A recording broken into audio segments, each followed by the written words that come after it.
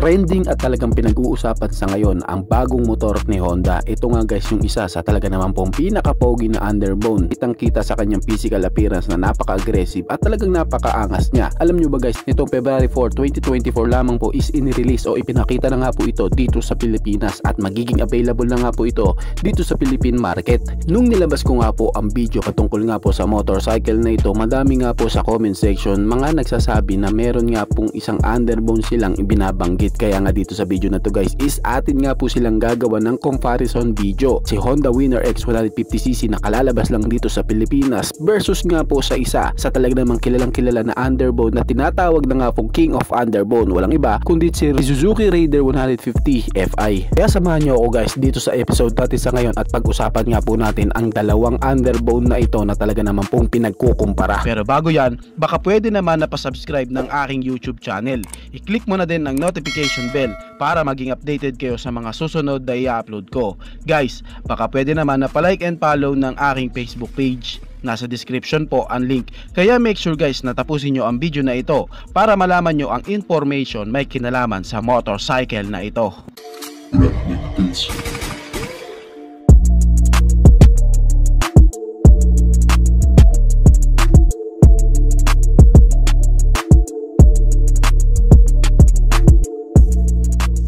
In terms of physical appearance ng dalawang motorcycle na to guys, ng dalawang underbone na ito, kitang-kita talaga na napakalayo nga po ng agwat ng dalawa. Yung isa meron nga siyang bulky body shape, yung isa naman is slim and sharp po talaga ang pagkakagawa sa kanya. Kung pag-uusapan naman ang kanilang engine specs, makikita din natin guys na meron din silang pagkakatulad, pero pagdating nga sa kanilang power performance, talaga nga po may isa na lalamang dyan, lalo na nga po pagdating sa kanyang power to weight ratio. Ipagkumpara muna natin guys ang engine specs ng dalawang underbone na ito, si Winner X 150 Fi and si Raider 150 Fi. Pagdating nga guys kay Winner X 150 Fi, ito nga po guys is kargada po ng 149.2 cubic centimeter engine displacement, naka 4-stroke single cylinder dual overhead cam with 4 valves, naka fuel injected na po sa kanyang fuel system and naka liquid cooled engine. Guys, pagdating naman po kay Suzuki Raider 150 Fi, ito naman po ang kanyang engine specs. Pagdating nga po sa motorcycle ito po is meron kargada po ng 147.3 cubic centimeter engine displacement, naka single cylinder, naka 4-stroke engine at may camshaft na dual overhead cam with 4 valves and naka liquid cooled engine. Kaya kapansin-pansin guys sa kanyang engine type, sa kanyang engine specs, halos same po sila ni Raider 150 at saka si Winner X 150 ni Honda. Same po sila ng naka 150 cubic centimeter engine displacement, naka 4-stroke, naka single cylinder, naka dual overhead cam, naka fuel injected po sa kanyang fuel system. Siya po is naka 4 valves and naka liquid cooled engine. Kaya makikita natin yung kanilang makina guys is talaga pong merong pagkakaparehas. Ngayon, kamusta naman kaya sa iba pa pong mga specs? Alamin naman po natin ang pagkakaiba ng dalawang underbone na ito. Pag-usapan naman po natin ang iba't iba pa po niyang specs and ang kanyang features. 11.3:1 po ang kanyang compression ratio. Ngayon, kamusta naman sa kanyang power output? Ito nga guys is merong maximum power na 15.4 HP at 9,000 RPM and meron naman siyang maximum torque na 13.2 Newton meter of torque at 6,500 RPM. Pero kamusta naman sa kanyang power output? Kaya niya ngang mahit ang kanyang maximum power na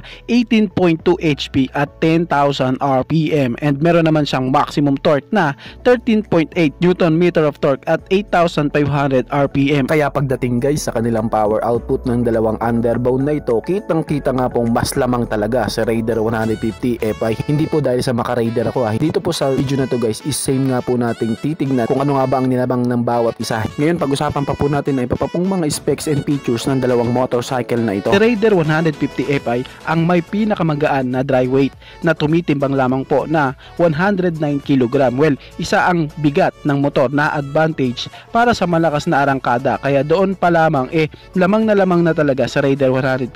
Tapos naka 4 valves pa siya and naka dual overhead cam. Kanyang front design and bulky body shape, napaka-sharp and more aggressive. Samahan mo pa sa kanyang mga edges and aerodynamics design. Panalong-panalo talaga ang Winner X 150cc pagdating sa kanyang looks ng bike na ito. Ito pa ang malupit sa kanya guys kasi isa din siya sa 150cc displacement na underbone na meron pong matipid na gas consumption na kumukonsumo lamang po ng 50 km per liter.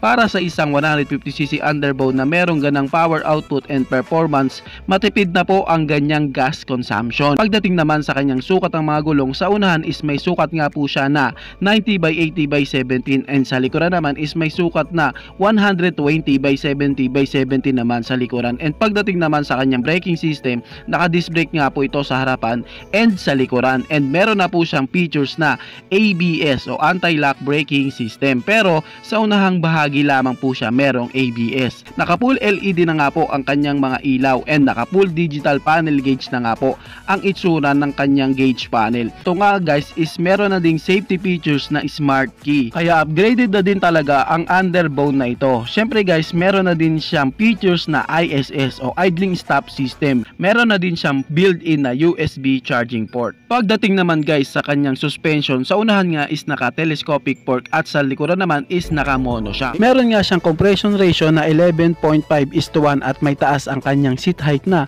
765mm na pwede sa height ng mga Pinoy. Pagdating sa kanyang mga ilaw, naka-LED na po ang mga ilaw ni Raider 150 Fi. Pero doon po sa carb type guys is naka-halogen pa din. Pagdating naman sa sukat ng kanyang mga gulong, naka 70/90/17 sa unahan at naka 80/90/70 naman sa likuran. At may wheelbase siya na 1,280mm. Very compact ng underbone na ito and very slim para na din sa karagdagang gaan and aerodynamics. May katipiran na din ito sa kanyang fuel consumption na merong 50 km per liter. Fuel injected na nga po ang kanyang fuel system na kung ikukumpara doon sa carb type na may 38 km per liter ang kanyang fuel consumption. Kaya masasabi nating matipid na din talaga si Raider 150 Fi. Si Raider 150 Fi nga guys is may fuel tank capacity na 4 liters and naka full digital na ang kanyang panel gauge. Pagdating naman sa kanyang mga suspension, naka telescopic fork sa unahan and naka monoshock naman sa likuran. And sa kanyang braking system is naka disc brake sa harapan and sa likuran at wala nga po itong ABS. Kaya para sa dalawang underbone na ating napag-usapan guys, bilang ang personal opinion ko guys, depende na lang yan sa rider na pipili kung ano nga ba niyang trip sa disenyo o sa lakas ng motorcycle. Kasi guys, dito sa ating mga kababayan na nahihilig nga po ang mga motorcycles sa mga bulky body shape, tapos meron pong accurate lang din na power output. Tas meron din naman po sa ating mga kababayan na nahihilig po yung mga aggressive bike talaga, yung mga high RPM engine na talagang pangwalwalan. And syempre kung pag-uusapan naman po natin ang kalidad ng dalawang motorcycle na to, naman natin guys na ang dalawang motorcycle brand na ito is meron na din talagang napatunayan pagdating sa motorcycle industry. Kaya kung pag-uusapan naman ang kalidad ng bawat underbone na ating pinag-uusapan, alam natin guys na hindi na rin po pipitsugin ang mga motorcycle na ito. Yung kanilang mga makina talagang meron na din talagang napatunayan. And pagdating naman sa kanilang physical appearance, alam po natin na magkaiba nga po sila. Pero kung titignan, pogi rin naman talaga, pareha sila. Kaya sa dalawang underbone na ito guys, wala tayong masasabi na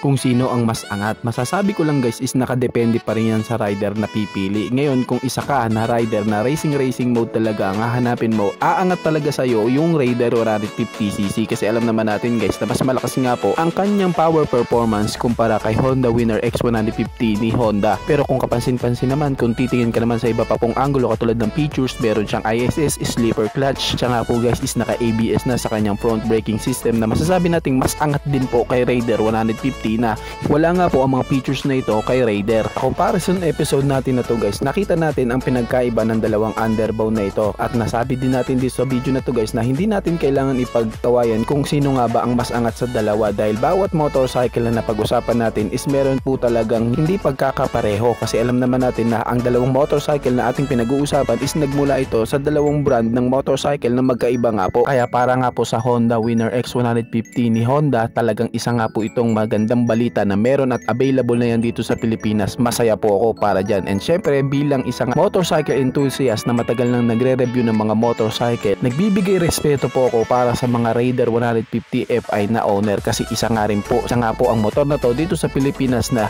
madami na din talagang napatunayan. At ngayon nga pong bago pa lang si Winner X150 dito sa Pilipinas, hayaan muna natin siyang patunayan guys kung ano nga ba ang kaya niya. Dalawang sulit na underbone na ating napag-usapan, si Raider 150 Fi and Winner X150 Fi. Kayo guys, ano ang masasabi nyo sa dalawang underbone na ating napag-usapan? Paki-comment naman ang inyong reaction reaction. Maraming salamat po. Bago matapos ang video na to guys, baka pwede naman napahingi ng isang like mula sa inyo bilang pagsuporta sa ating munting video. Maraming salamat po. So pwede mo na rin i-share para din malaman ng iba nating mga ka-rider.